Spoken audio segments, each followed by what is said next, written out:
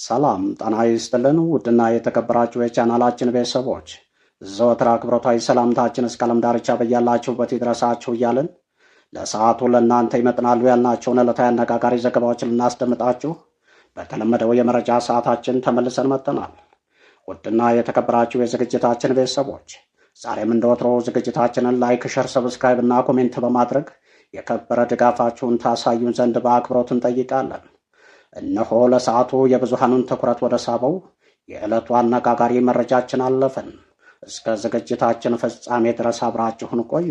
የዓለም አቀፍ እውቀት ባለቤት የሆኑትና ለሰብአዊነት የሚቆረቆሩት በሀገራችን ኢትዮጵያ ብሎም በአፍሪካ የፖለቲካ ታሪክ ውስጥ የመጀመሪያ የሆነውን ስልጣንን በሰላማዊ መንገድ የማስረከብ ታሪክ የፈጸሙት የትላንቱ የሀገራችን ኢትዮጵያ ጠቅላይ ሚኒስትር የነበሩት ኃይለማርያም ደሳለኝ በዛሬው ዕለት ስለ አማራ ፋኖ እጅግ አነጋጋሪ የሆነ መረጃን አውጥቷል። ይህንን ተከትሎ ቤተ መንግስቱ ተረብሿል። ለመሆኑ በዛሬው ዕለት ኃይለማርያም ደሳለኝ ስለ ፋኖ ምን ተናገሩ የሚለው ጉዳይ በዝግጅታችን መረጃው በዝርዝር ተካቶ ወደ እናንተ የሚደርሳችሁ ይሆናል። በሌላ መረጃ የብልጽግናው አገዛዝ የፊት ተሰላፊ የነበሩት የአፋር አናብስቶች ዛሬ በብልጽግና ላይ ሰይፋቸውን መዘዋል።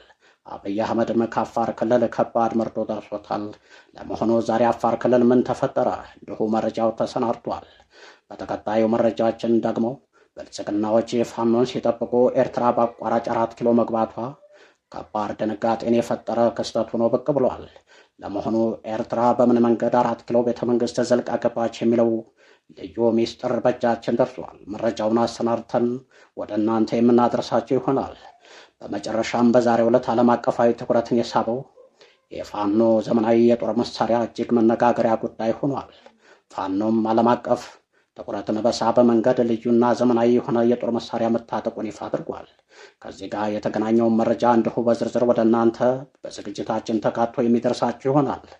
ውድና የተከበራችሁ የዝግጅታችን ቤተሰቦች በዚህ የመረጃ ጊዜያችን እነዚህንና ሌሎች በአርዕስተ ጉዳዩ ላይ ያልተካተቱ ዝርዝር መረጃዎችን ስናደርሳችሁ አብራችሁን ስትቆዩ የሚባክኑ ሰከንዶችና የሚያስቆጭ ጊዜ እንደማይኖራችሁ በመተማመን ነው። በቀጥታ ወደ ዝርዝር መረጃችን አመራ። ጀግናውና ይበገሬው ለሰብአዊነት የሚቆረቆሩት የዓለም አቀፍ እውቀት ባለቤት የሆኑት የቀድሞው የሀገራችን ኢትዮጵያ ጠቅላይ ሚኒስትር የነበሩት ኃይለማርያም ደሳለኝ ዛሬም በሚዲያ ብቅ ብለው ስለ ፋኖነትና አማራነት እውነቱን በመናገር ታሪካዊ ክስተቱ ነው ብቅ ብለዋል። በዛሬው ንግግራቸው ኃይለማርያም ደሳለኝ እንዲህ ሲሉ ይጀምራሉ። ፋኖነት የአማራ ሕዝብ ተፈጥሯዊ ማንነት ነው። ፋኖ ፋነነ እምቢ አልገዛም አለ፣ እምቢ ለነጻነቴ ብሎ ሸፈተ፣ ዱር ገባ ዱር ቤት አለ፣ ዱርን ቤት አደረገ የሚል የራሱ የሆነ እማራዊ ትርጉም ተሰጥቶታል ይላሉ። ስለዚህ ፋኖ መሳሪያ የታጠቀ አማራ ብቻ ሳይሆን የአማራነት ብርቱ ስነልቦናና ወኔ የታጠቀ ሆኖ ውርሱና ቅርሱ ደግሞ ጀግንነትና አርበኝነት፣ ትርፉ ደግሞ ነጻ ሀገርና ሕዝብ የሆነ የአማራ ዘብ ነው ይላሉ። ይህም ትርጉም የአማራ ተፈጥሯዊ ማንነት ሲሆን ማንነት ደግሞ ማንም የማይሰጠው ማንም የማይነሳው በዘመናት ብዛት በግንባታዊ ወይንም በመሳሪያዊነት መንገድ የማይጠፋ የማይጠወለግ የማይደበዘዝ ወይም የማይለወጥ ወደድንም ጠላንም እየከነከነንም ቢሆን እየቆረቆረን አብሮን ተወልዶ እስከ መቃብር ድረስ አብሮ የሚዘልቀው እሳት የማይበላው ውሃ የማያበሰብሰው ፍጥረታዊ ወይም ተፈጥሯዊ የህልውና መገለጫ ነው ይላሉ። አሁን ላይ ይህ ማለት ማንነት ዘላለማዊና ቋሚ ክስተት ሲሆን የመከሰት ፋይዳውም በፈጣሪ ጭምር የተወሰነ ነው።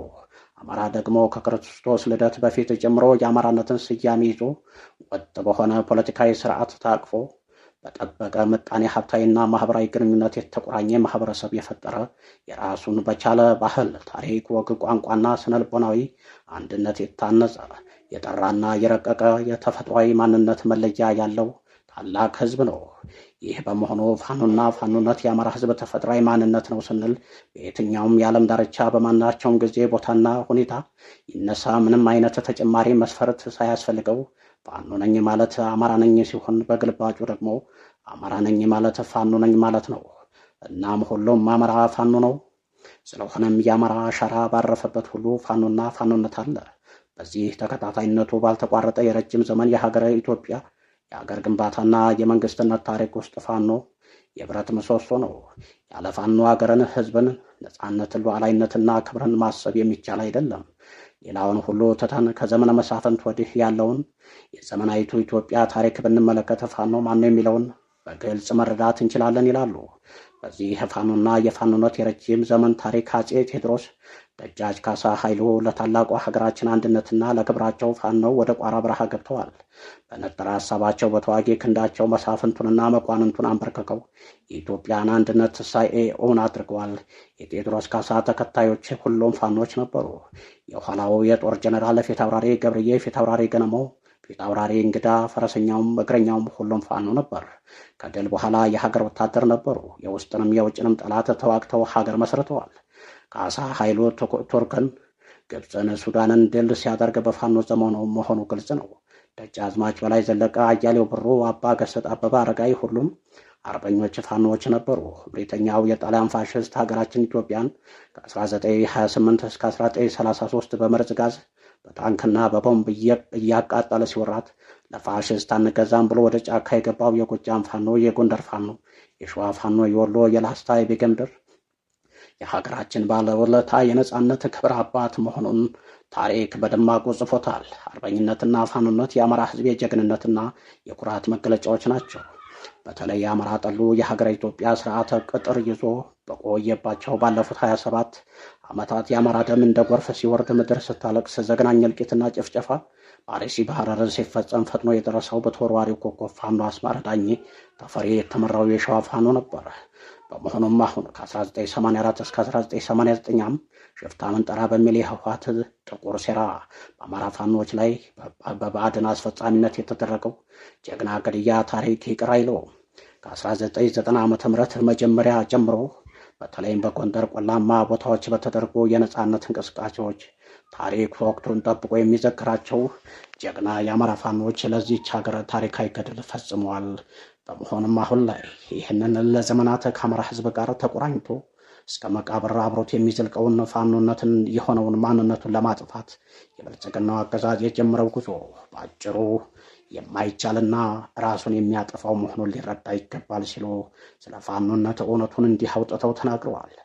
አሁንም የአማራ ፋኖ በጀመረው ትግል ኢትዮጵያ ስብራቷ ይጠገናል ሲሉ ጀግናው ኃይለማርያም ደሳለኝ እውነቱን በይፋ በአደባባይ ወጥተው መጋፈጣቸው መላው ኢትዮጵያውያንን ዳር እስከ ዳር ያነጋገረ ጉዳይ ሆኗል። በሌላ መረጃ የአፋር ክልል ህዝብ በዛሬው ዕለት በብልጽግና ላይ ሰይፉን መዟል። በተለይም ደግሞ የብልጽግናው አገዛዝ 4 ኪሎ ቤተ መንግስት ገብቶ ደምና ስጋ ለብሶ እንዲቆም በማድረግ ረገድ አፋሮች ብዙ ዋጋ የከፈሉ ቢሆንም የብልጽግናው አገዛዝ ግን በገባላቸው ቃል መሰረት የሚፈልጉትን ማድረግ ባለመቻሉ ከእንግዲህ ከብልጽግና ጋር ፍጅ ፈጽመናል ሲሉ የአፋር ወጣቶች አደባባይ ወጥተው ተቃውሟቸውን ሲያሰሙ ውለዋል። ብልጽግናዎች ፋኖን ሲጠብቁ ኤርትራ 4 ኪሎ የገባችበት ልዩ ክስተት ዛሬ የመላ ኢትዮጵያንን ትኩረት የሳበ ሆኗል። በተለይም ደግሞ የኤርትራ የደህንነት ቢሮ ያሰማራቸው ልዩ የጦር ሰላዮች 4 ኪሎ ቤተ መንግስት ውስጥ ገብተው የመነተፉትን መረጃ ዛሬ በኤርትራ የመንግስት ኮሚኒኬሽን ቢሮ በኩል ይፋ መደረጉ እጅግ አስደንጋጭ የሆነ ክስተት ሆኖ ብቅ ብሏል። ከእንግዲህ ኤርትራ ከኢትዮጵያ መንግስት ጋር የለየለት ጦርነት የምትገባ መሆኑን የኤርትራው ፕሬዝዳንት ኢሳያስ አፈወርቂ በደህንነት ቢሮአቸው በኩል ባገኙት መረጃ መሰረት ይፋ አድርገዋል። በሌላ መረጃ ዓለም አቀፍ ትኩረትን የሳበው ፋኖ ልዩ ሚሳኤልን ከእስራኤል ገዝቶ በእጁ ማስገባቱን ዛሬ የጎጃም ፋኖች ይፋ ማድረጋቸው ሌላኛው ድንጋጤን የፈጠረ ክስተት ሆኗል።